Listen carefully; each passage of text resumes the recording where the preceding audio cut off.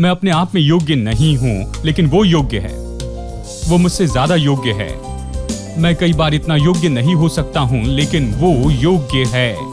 मैं अपने बल में नहीं जीता हूं, लेकिन वो मुझ में और मेरे द्वारा जीवित है। यानी परमेश्वर योग्य है। अब ये मैं नहीं। अब हमारा गौर ये नहीं कि मैं कितना योग्य हूं कि इसे करते जाएं। गौर तो ये है कि वो कितना योग्य है और परमेश्वर कितना योग्य है। जिस पल आप ये सोचते हैं कि परमेश्वर योग्य है, तो आपके जीवन में आनंद आता है।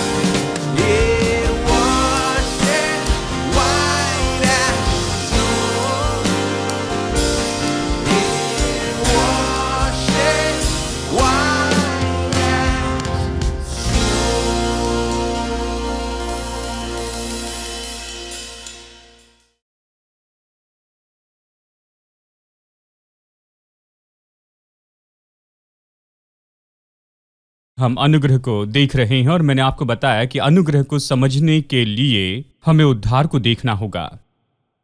हमने सबसे पहले देखा कि परमेश्वर ने अनुग्रह से हमें उद्धार दिया है, इसलिए कि उसका अनुग्रह जाना जाए। परमेश्वर चाहता है कि उसका अनुग्रह जाना जाए। वचन 7 स्पष्ट कहता है, हमें कारण बताता है कि इस तरह से उसने क्यों हमें बचाया और दूसरी तरह से नहीं। उसने अनुग्रह से हमारा उद्धार किया है कि आने वाले युग में वो अपने अनुग्रह का असीम धन दिखाएगा मसीह यीशु में उसकी जो हम पर कृपा है उसके द्वारा। वचन 5 में कहता अनुग्रह से तुम्हारा उद्धार हुआ, और फिर कहता है कि आने वाले समयों में अपने अनुग्रह का असीम धन दिखाए मसीह यीशु में उसकी हम पर असीम कृपा के द्वारा। परमेश्वर चाहता है उसका अनुग्रह, उसकी दया, उसकी करुणा और प्रेम दिखाया जाए पूरे संसार को। क्योंकि बहुत से लोग हैं जिनके पास परमेश्वर के लिए गलत मनोदशा और गलत विचार हैं। परमेश्वर के बारे में ये गलत मनोदशा और विचार ये उन्हें परमेश्वर की ओर से कोई भी लाभ और आशीष पाने से रोकती हैं। परमेश्वर आशीष देना चाहता है, लेकिन वो लेने की दशा में नहीं है, क्योंकि वो नहीं समझ पाते हैं कि परमेश्वर उन्हें इसलिए आशीष नहीं देता है उनकी भलाई के कारण, लेकिन इसलिए आशीष देता है अपने अनुग्रह से, अपनी भलाई से। जब आप अनुग्रह को नहीं समझते हैं तो विश्वास में काम करना बहुत ही मुश्किल होता है। मैंने संबंध बताया है, अनुग्रह देता है, विश्वास लेता है। अगर अनुग्रह ने कुछ नहीं दिया तो विश्वास को लेने के लिए कुछ नहीं। अगर बहुत सा विश्वास है और अनुग्रह ने कुछ नहीं दिया तो लेने के लिए कुछ नहीं है। अगर अनुग्रह ने बहुत कुछ दिया है लेकिन विश्वास नहीं है तो आपके पास में लेने के लिए कुछ भी नहीं है। ये दोनों मिलकर काम करते हैं, अनुग्रह और विश्वास। अनुग्रह के द्वारा विश्वास ही से उद्धार हुआ, बाइबल कहती है। यानी अनुग्रह और विश्वास एक साथ काम करता है। बहुत से लोग परमेश्वर से प्राप्त नहीं कर सकते हैं उन भली चीजों को जो परमेश्वर ने उनके लिए तैयार की हैं। हालांकि परमेश्वर ने ये सब उनके लिए तैयार करके रखा है, वो इसे लेकर इसमें चल नहीं सकते, इसका आनंद नहीं उठा पाते हैं। इस एक बात के कारण कि वो तो अनुग्रह की इस बात को समझ नहीं पाती हैं। वो हमेशा सोचते रहते हैं कि वो कितने अयोग्य हैं, क्या वो योग्य हैं कि ऐसी आशीष को प्राप्त करें। वो कहते हैं मैं किस तरह से योग्य हूं कि परमेश्वर की आशीषों को पाऊं। परमेश्वर मुझे कैसे आशीष दे सकता है? वो आशीष देगा इससे और उससे, लेकिन मुझे नहीं। मैं योग्य नहीं हूं, वो हमेशा इसी तरह से खुद को देखते हैं, खुद का इस तरह से न्याय करते हैं, अपने अंदर में गलतियां ढूंढते रहते हैं। यानी परमेश्वर की ओर से कुछ पाना तो उनके लिए मुश्किल होता है, बहुत बहुत मुश्किल हो जाता है। अब यही कारण है कि हमें अनुग्रह के इस विषय को देखना होगा, हमें अनुग्रह को पूरा समझना होगा। इसलिए एक बार फिर हमें इस बात को देखना होगा कि हम इसे समझ सके, इसलिए कि हम वो सब प्राप्त कर सके जो अनुग्रह ने दिया है। हमने उद्धार के बारे में चर्चा की, हमने कैसे उद्धार पाया। हमने देखा कोई जगह नहीं थी किसी भी मनुष्य के काम के लिए, अनुग्रह में मनुष्य के कामों के लिए। ये तो अयोग्य लोगों पर दिखाई गई कृपा है। और आज मैं इसे एक और कदम आगे ले जाना चाहता हूं, क्योंकि आज हम देखना चाहते हैं थोड़ी सी अलग बात, और वो है कि रक्षा करने वाला परमेश्वर का अनुग्रह है। परमेश्वर का अनुग्रह जो हमारी रक्षा करता है। पहले हमने उद्धार देने वाले अनुग्रह को देखा, और अभी हम देखेंगे रक्षा का अनुग्रह जो हमें सुरक्षित रखता है। और फिर अंत में हम देखेंगे कि अनुग्रह के द्वारा जीते चले जाना, अनुग्रह में जीना और अनुग्रह से जीते जाना। अनुग्रह के द्वारा सुरक्षित रहना ये बहुत ही महत्वपूर्ण है। हमने केवल अनुग्रह के द्वारा उद्धार ही नहीं पाया, लेकिन हम उसके द्वारा सुरक्षित रहते हैं पूरे अंत तक। अनुग्रह ऐसा नहीं जो केवल आपके उद्धार के समय ही काम करे, कि परमेश्वर आप तक पहुंचता, एक पल के लिए आप पर अनुग्रह किया जाता है, आपके पाप क्षमा होते हैं, आप उसके पास आते हैं और फिर ये सब खत्म होता है और बाकी सारा काम आपको खुद करना पड़ता है। ये इस तरह काम नहीं करता है। गलातियों में समस्या तो बस इसी बात की थी। पौलुस तो सच में उन्हें फटकारते हुए ये कहता है, हे निर्बुद्धि गलातियों, अध्याय 3 में कहता है, तुम्हें क्या हो गया है? तुम्हें किसने इस तरह से भरमाया? तुमने अनुग्रह से शुरू किया था, लेकिन अभी अपने कामों में चले गए हो। ये जीवन तो ऐसे ही बना रहने वाला है अनुग्रह से। अगर अनुग्रह से शुरू हुआ तो ये बना रहेगा अनुग्रह से ही। पूरे जीवन भर अनुग्रह के द्वारा ही ऐसे बने रहेंगे और जीवन के अंत तक रहेंगे। अनुग्रह ये तो आपको बनाए रखने वाला है, ये आपको बनाकर रखेगा पूरे अनंत काल तक। परमेश्वर का अनुग्रह बचाकर रखेगा। ये केवल उद्धार के समय के लिए ही नहीं कि बाद में खत्म हो जाए, नहीं, ये उद्धार से शुरू होता है। सच में ये जगत की उत्पत्ति के पहले से ही शुरू हुआ है। जब बाइबल कहती है कि हमारे लिए जो भले काम करने हैं वो तैयार किए गए, ये पहले से यानी परमेश्वर द्वारा नियुक्त किए गए। ये जगत की उत्पत्ति के पहले से है। पहला मनुष्य बनाए जाने के पहले से परमेश्वर ने पहले से अपने अनुग्रह के द्वारा इन सारी बातों की योजना बनाई है।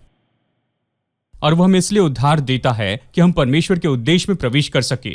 परमेश्वर के उद्देश्य अनंत काल के हैं। वो अनंत काल के लिए हमें बनाकर रखता है, उस उद्देश्य के लिए कि उसे वो पूरा कर सके जो उसने हमारे लिए ठान कर रखा है। यानी अनुग्रह ऐसा है जो पूरी तरह काम करता है हमारे उद्धार में और फिर अंत तक वो बने रहता है। यानी हम अभी देखेंगे परमेश्वर के अनुग्रह को कैसे वो रक्षा करता है गिरने से, और कैसे हमें बचाता और आखिर तक हमें बचा कर रखता है कि हम अंत तक धीरज रखें और हम अंत में परमेश्वर के सामने लाए जाएं। यीशु बड़े गर्व से हमें लेकर परमेश्वर के सामने प्रस्तुत करता है हमारी सारी महिमा में, बिना किसी गलती के, बिना किसी झुर्री की और ये सब। अब चलिए मैं चाहता हूं कि आप मेरे साथ में फिलिपियो अध्याय 1 में एक छोटे वचन को देख ले। फिलिपियो अध्याय 1 वचन 3 से आगे पढ़ते हैं। मैं जब जब तुम्हें स्मरण करता हूं अपने परमेश्वर का धन्यवाद करता हूं, और जब कभी तुम सब के लिए विनती करता हूं तो सदा आनंद के साथ विनती करता हूं, इसलिए कि तुम पहले दिन से लेकर आज तक सुसमाचार के फैलाने में मेरे सहभागी रहे हो। मुझे इस बात का भरोसा है कि जिसने तुम में अच्छा काम आरंभ किया है वही उसे यीशु मसीह के दिन तक पूरा करेगा। पौलुस कहता है, जब भी मैं तुम्हें स्मरण करता हूं, तुम्हारे बारे में सोचता हूं, विश्वासियों से कहता है, मैं प्रभु का धन्यवाद करता हूं तुम्हें जब भी स्मरण करता हूं, तुम्हारे लिए मेरी प्रार्थनाओं में आनंद से ये विनती करता हूं, इस बात को भली भांति जानते हुए, मतलब इस पर भरोसा रखता हूं कि जिसने तुम में अच्छा काम आरंभ किया है वही उसे यीशु मसीह के दिन तक पूरा करेगा। ये चित्र सच में कितना अलग है जिसे मैंने पूरे जीवन भर देखा है। जैसे मैं मसीह चर्च में बढ़ रहा था, सामान्य रूप में मुझे यही बताया गया था, तुम योग्य नहीं हो। अगर आज यीशु आए तो तुम क्या स्वर्ग में जाओगे या नरक में? तुम्हारे साथ में क्या होगा? क्या तुम तैयार हो? जानते हैं, हर समय उन्होंने बस मुझे डरा दिया। जानते हैं, जब भी मैं चर्च में जाता, मैं जानता कि मुझे पीछे छोड़ दिया जाएगा। जब यीशु आएगा तो मुझे बस वो ढूंढते रह जाएंगे, यानी मेरे अंदर कुछ न कुछ गलती होगी, वो मुझे नहीं उठाएगा, मैं उसके साथ उड़ नहीं जाऊंगा, मैं पीछे रह जाऊंगा, मैं उनमें से एक रहूंगा। जो लोग पीछे छोड़ दिए जाएंगे कभी शाश्वती नहीं थी। उन दिनों में वेदिका पुकारा देते थे और इस तरह से करते थे। शायद आज भी वैसा ही करते हैं। मैं उन चीजों के संबंध में नहीं हूं। जिन्होंने उद्धार नहीं पाया उनके लिए वेदिका पुकारा था, तो जिन्होंने उद्धार नहीं पाया वो आगे जाते, फिर वो दूसरी बार पुकारा करते थे उनके लिए जिन्होंने उद्धार पाया लेकिन उनके पास उद्धार की शाश्वती नहीं है। उसमें हर समय मैं जाता था। मैंने उद्धार पाया था लेकिन मेरी समस्या उद्धार की शाश्वती की थी। मेरे पास उद्धार की शाश्वती इसलिए नहीं थी क्योंकि उन्होंने कभी उद्धार की शाश्वती का प्रचार नहीं किया। अगर प्रचार न करे तो ये शाश्वती कैसे आएगी? उन्होंने कभी नहीं बताया कि मैं कर सकता हूं। जानते हैं उन्होंने हमेशा कहा, सावधान रहना, अपने उद्धार को बचा कर रखना, अपनी पवित्रता बनाए रखना, इन सारी बातों से खुद को सुरक्षित रखना। ये खतरनाक है, वो खतरनाक है, अगर खुद को सुरक्षित न रखे तो तुम नहीं जाओगे। देखिए इस तरह की बात थी। ये मुझे डरा देती थी। जानते इतनी डरावनी थी। और मेरे पास कभी शाश्वती नहीं थी। मैं हमेशा सोचता था मुझ में कुछ गलत है, क्योंकि जब मैं 10 गलतियों को दूर करता हूं तो 11वीं गलती वहां पर आ जाती है। मैं तो तेजी से हारने वाली बाजू की ओर गया। मैंने पाया कि यह बहुत ही मुश्किल ऐसी बात है कि मैं अपनी ही उन्नति को यहां इस तरह से गिनता चला जाऊं और मैं कभी आगे नहीं निकल पाया, कभी प्लस की ओर नहीं जा पाया। प्रभु के सामने खड़े रहकर ये नहीं कह सकता था, प्रभु मेरे पास मेरे अच्छे काम हैं। यानी हमेशा मेरे जीवन में मैंने पाया कि मुझे कमी है, इसलिए मैं अपने जीवन में आनंद को नहीं उठा पाया और न शांति थी और न कोई खुशी थी कि मजा उठाया जाए, लेकिन ज्यादातर हमेशा तनाव में रहता था। जानते हैं ऐसे लगता था उद्धार के पहले मैं अच्छी दशा में था लेकिन उद्धार के बाद में पूरी तरह से तनाव में रहता। हमेशा इस बात की चिंता में था कि प्रभु के सामने कमी में रहूंगा। यही तो समस्या थी और खास करके केवल इसीलिए यहां पर शाश्वती के बारे में समझ की कमी थी। देखिए पौलुस कैसे प्रचार करता है। उनसे कहता मैं तुम्हारे लिए प्रार्थना कर रहा हूं, मैं प्रभु का धन्यवाद देता हूं। जब भी तुम्हें स्मरण करता हूं मैं परमेश्वर के सामने विनती करता हूं, उसे धन्यवाद देता हूं, क्योंकि मैं जानता हूं कि उसने जिसने शुरू किया है उसके बारे में मैं भरोसा रखता हूं। वो कहता है कि जिसने तुम में ये भला काम शुरू किया है वो इसे तुम्हें अपनी सामर्थ में खत्म नहीं करने देगा। जिसने तुम में ये भला काम शुरू किया है वो इसे पूरा करेगा, वो इसे पूरा करेगा।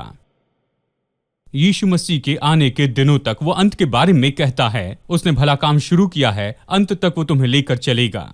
उसने शुरू किया है और ऐसे तुम्हें छोड़ेगा नहीं, वो निश्चय ही अंत तक तुम्हें आगे लेकर जाएगा।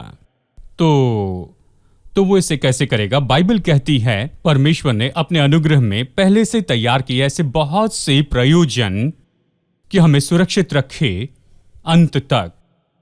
परमेश्वर के अनुग्रह से प्रयोजन किए गए केवल उद्धार के लिए ही नहीं पर हमारी सुरक्षा के लिए भी। परमेश्वर ने जो प्रयोजन किए उसके बारे में मैं आपको बताना चाहता हूं कि आप में शाश्वती आ सके। आप पाएंगे कि इन शिक्षाओं के परिणाम स्वरूप आप जीवन का आनंद उठा रहे हैं, थोड़े हल्के हो रहे हैं, मुस्कुराते जा रहे हैं, अपने दिल में बहुत सी शांति पाएंगे, हमेशा भयभीत नहीं रहेंगे कि आप में कुछ गलत है और परमेश्वर आपको दंड देगा। हम कई बार सोचते हैं परमेश्वर बूढ़ा है, हाथ में लाठी लिए बैठा है, बिल्कुल तैयार होता है जब भी आप गलती करते हैं कि सीधा आपके सिर पर एक मारे और ये बदल जाएगा और आप अपने आप को अलग ज्योति में देखने पाएंगे और आप अपने उद्धार को समझ पाएंगे और प्रभु की सुरक्षा के काम को अद्भुत तरह से समझ पाएंगे। इसलिए हम इसका अध्ययन कर रहे हैं। इसलिए बाइबल कहती है परमेश्वर अनुग्रह से हमारी रक्षा करता है, केवल अनुग्रह से उद्धार नहीं देता पर हमें अपने अनुग्रह से बचाकर रखता है। और ये सुरक्षा का काम प्रभावी तरीके से करने के लिए परमेश्वर ने बहुत से प्रयोजन करके रखे हैं। ये प्रयोजन कौन से हैं? चलिए एक एक करके देखते हैं। जितने हो सके आज उतने देखते जाएंगे और बाकी को अगले हफ्ते देखेंगे। पहला प्रयोजन है, ये तो परमेश्वर की सामर्थ है। परमेश्वर की सामर्थ।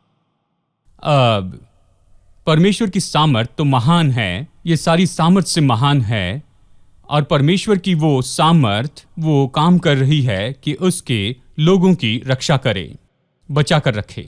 अब बाइबल एक शब्द का बार बार उपयोग करते जाती है। मेरे पास समय नहीं कि सारे वचन पढ़ूं, लेकिन आप कॉन्फिडेंस लेकर वहां पर एबल शब्द देखें, ABLE, ठीक है, एबल। दूसरे शब्दों में बताता है कि परमेश्वर कैसे योग्य है और कई बार ये बताता है कि कैसे परमेश्वर योग्य है कि हमारे अंदर जो भला काम शुरू किया उसे पूरा करे। परमेश्वर कैसे योग्य है कि हमें पूरे अंत तक लेकर जाए। चलिए कुछ सैंपल पढ़ता हूं मैं प्रभु के वचन में से।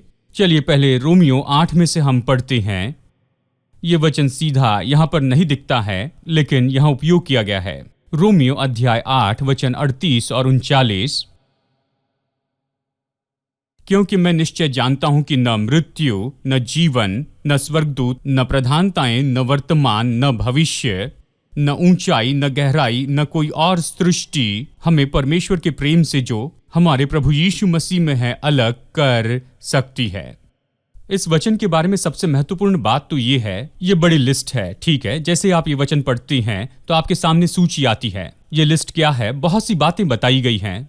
ये कहता है मृत्यु, जीवन, स्वर्गदूत और प्रधानताएं, सामर्थ और वर्तमान और भविष्य, ऊंचाई, गहराई, कोई और सृष्टि। 10 बातें बताई गई। इस सूची में 10 बातें हैं। लगभग सब कुछ बताया गया है। ये बड़ी सूची है। 10 अलग बातें बताई गई हैं। वर्तमान की चीजें, भविष्य की। एक चीज की कमी है अगर ध्यान दे, और वो है भूतकाल की चीजें। हेलो भूतकाल की चीजें। लेकिन यही तो वो बात है जिसका बहुत से लोग उपयोग करते हैं कि लोगों के ऊपर में दंड आज्ञा लेकर आए। भूतकाल के पाप यही यहां पर नहीं बताए गए हैं। ये यहां पर क्यों नहीं बताए गए हैं? क्या ये आपको मसीह के प्रेम से अलग करने के योग्य है? योग्य शब्द आया है। यह इस तरह से उपयोग किया गया है कि यह योग्य नहीं है कि आपको मसीह के प्रेम से अलग कर सके, क्योंकि परमेश्वर योग्य है। यही तो ये कहता है।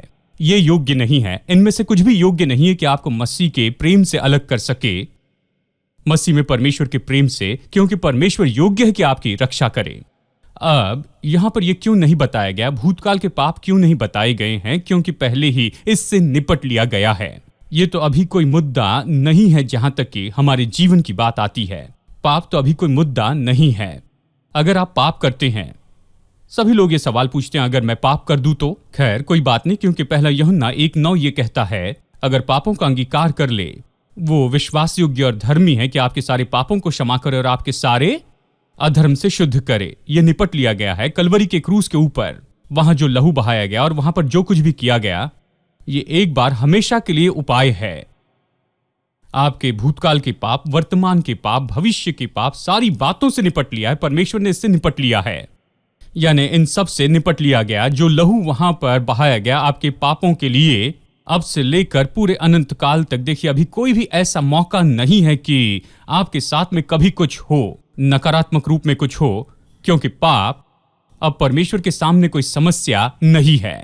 और ये आपके लिए भी कोई बड़ी समस्या ना हो, ये तो सबसे आसान बात है जिससे आज आप निपट सकते हैं। आपके पाप की समस्या से कलवरी के क्रूस के द्वारा आप बड़ी आसानी से इससे निपट सकते हैं। आमेन। चलिए मैं पढ़ता हूं 2 तीमुथियुस अध्याय 1 वचन 12। 2 तीमुथी 1:12। इस कारण मैं इन दुखों को भी उठाता हूं। पौलुस बता रहा है कैसे उसने बहुत से सताव को सहा है। सुसमाचार प्रचार के लिए कहता है, मैंने ये दुख उठाया है। मैं इन दुखों को उठाता हूं पर लजाता नहीं। मैंने दुख उठाया लेकिन लजाता नहीं। मुझे बहुत सी परेशानियां दी गई लेकिन मैं तो लजाता नहीं। इन बातों से मैं लजाता नहीं हूं, क्योंकि मैं उसे, जिस पर विश्वास किया, उसे जानता हूं और मुझे निश्चय है कि वो मेरी धरोहर की उस दिन तक रखवाली कर सकता है। यानी वो कहता है वो योग्य है। पौलुस कहता है, मुझे पता है बहुत सी मुश्किलें हैं, मैं बहुत से दुखों में से होकर जाता हूं, लेकिन मैं लजाता नहीं हूं। लज्जित होने की बात नहीं, क्योंकि मैं जानता हूं जिस पर मैंने विश्वास किया है। मैं जानता हूं किस पर विश्वास रखा, और वो योग्य है। वो योग्य है। क्या करने के योग्य है?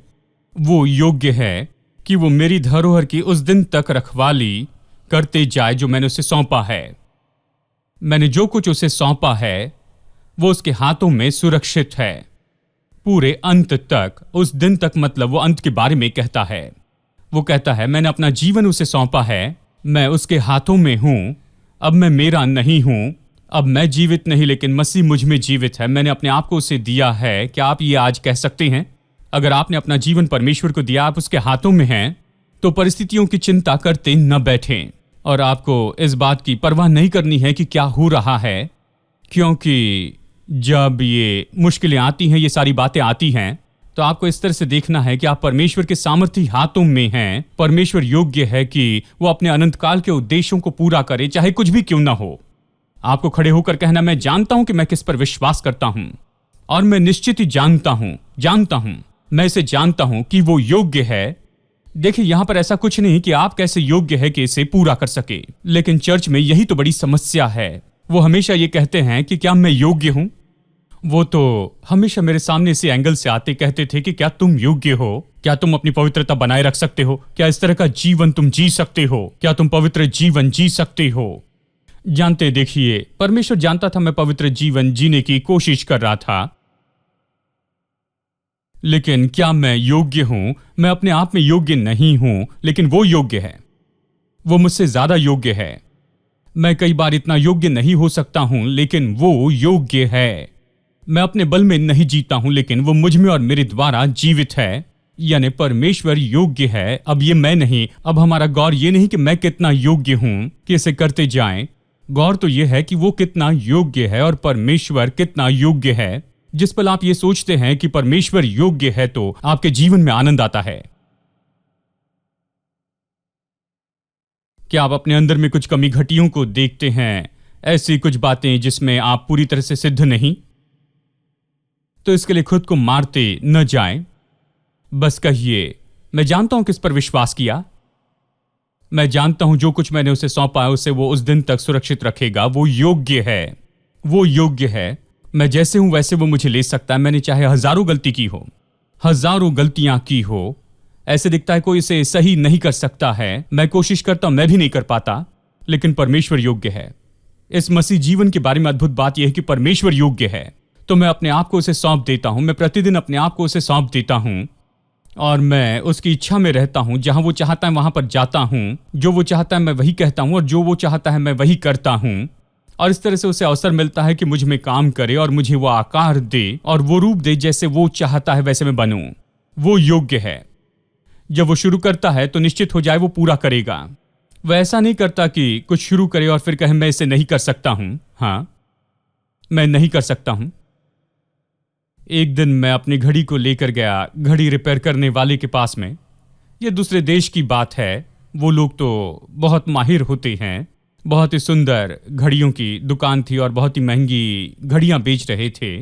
मैं उनके पास ले गया। मेरी घड़ी बंद हो गई थी। मैंने कहा कि आप इसकी बैटरी बदल देंगे, और उनके पास में यह अद्भुत इक्विपमेंट थे कि घड़ी को देख सके, कि घड़ी को अच्छे से निहारे। मैग्नीफाइंग ग्लास था और उन्होंने उसे अच्छे से देखा और कोशिश की कि उसे खोल दे, लेकिन खोल नहीं पाए। बहुत कोशिश की, आखिर में मुझे लौटा दिया। कहा मैं नहीं खोल सकता।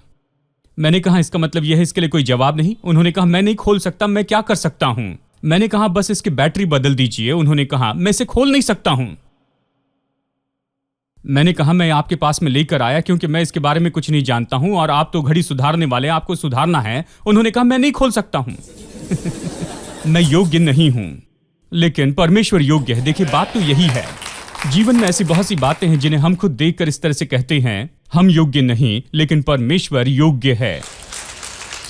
आप कभी परमेश्वर की ओर से इस तरह से प्रत्युत्तर नहीं पाएंगे जहां पर वो कहेगा सैम माफ करना, मैं इसे नहीं कर सकता हूं। मैंने कोशिश की और इतने समय तक कोशिश की, अब हिम्मत हारता हूं। अब बस हो गया, मैं इसकी आखिरी बार कोशिश करूंगा, इसके बाद में मैं कुछ भी नहीं कर पाऊंगा। नहीं, आपको कभी ऐसा प्रत्युत्तर नहीं मिलेगा। आप किसी भी मुश्किल व्यक्ति को लेकर आए, ऐसा व्यक्ति जो कभी नहीं बदल सकता, उसे प्रभु के पास में लाए। प्रभु कहता है मैं इसे कर सकता हूं, क्योंकि वो तो योग्य है। उसके पास में इतनी सामर्थ्य और योग्यता है कि वो किसी को भी बदल सकता है। Oh hallelujah. Oh hallelujah. You repeat after me. Thank you Jesus. Thank you Jesus. Oh hallelujah. Oh hallelujah. Our God saved. Our God saves. Oh hallelujah. Oh hallelujah. Highest praises. Highest praises. Oh hallelujah. Oh hallelujah. We give thanks. We give thanks. I'm grateful for who you are and all you've done. Thank you, Lord, for saving me. Thank you, Lord, for saving me. Oh, my soul cries, hallelujah. Thank you, Lord, for saving me. Everybody, clapping your hands. Come on. Oh, hallelujah, everybody. Oh hallelujah. Thank you, Jesus. Thank you Jesus. Oh, hallelujah. Oh hallelujah.